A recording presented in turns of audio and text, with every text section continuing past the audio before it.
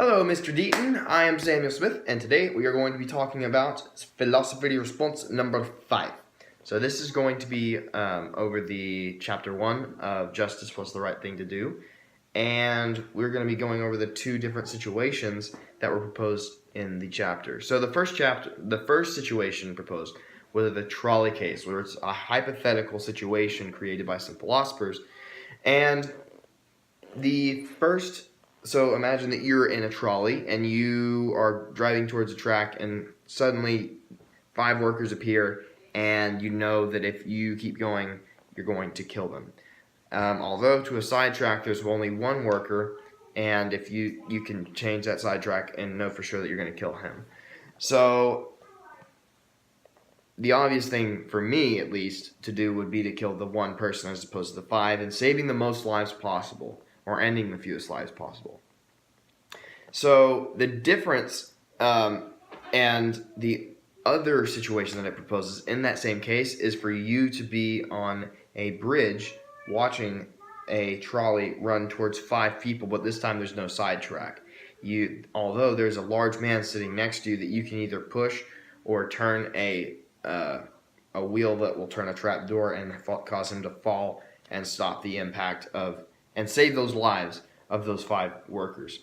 So in the goat herd case, it was an actual true story that happened when some of our army members or Marines were going to execute a chief or a leader of the Taliban.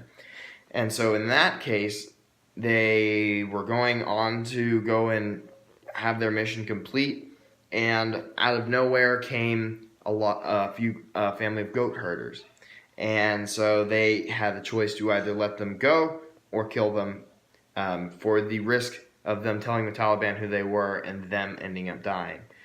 So in the trolley case, the book proposes the moral is to save the most life possible and the fewest lives possible, which I see is the same with my moral intuition. And driving the trolley, you have no choice but to either end 5 lives or end 1 life. As opposed to you being a bystander on the bridge, you have the choice to let the people die or cause the man to fall and save the lives of 5. So there's a little difference there. And whenever you are on the bridge, the moral intuition advises against that, at least for me. But the difference I see between those two things is that you weren't really responsible for the problem. And I realize you weren't responsible for the problem as being a driver. Although, being a driver, you did sign up for that risk whenever you applied for the job and got the job. As opposed to you being an innocent bystander, you just showed up and saw this thing happening. And you just happened, and you just saw the situation.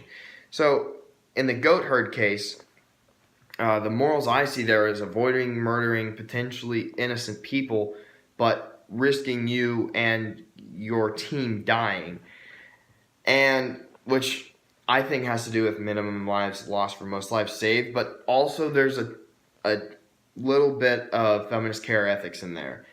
You really know your team well, and it would really pain you to see them die. And also, there's the fact that the people that you choose to save can stab you in the back later and end up killing you. So the similarities and dissimilarities between the two, I see that the trolley involves the death of other innocent people caused by you, but you won't die, or at least be affected immediately thereafter. While with the goat herders, it involves the death of innocent people or the death of you and your team, or potentially nobody gets hurt. So I see the self-preservation kicks in with the goat herders, and that kind of gives you a kick in the direction to kill them instead of you dying.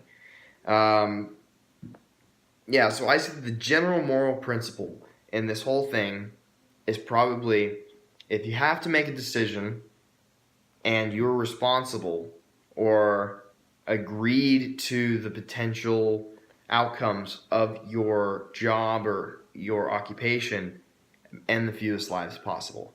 So, yep, that was my reflection over chapter 1 and those two different situations. And I really hope you enjoyed, and I look forward to reading chapter 2. Adios. Have an awesome day.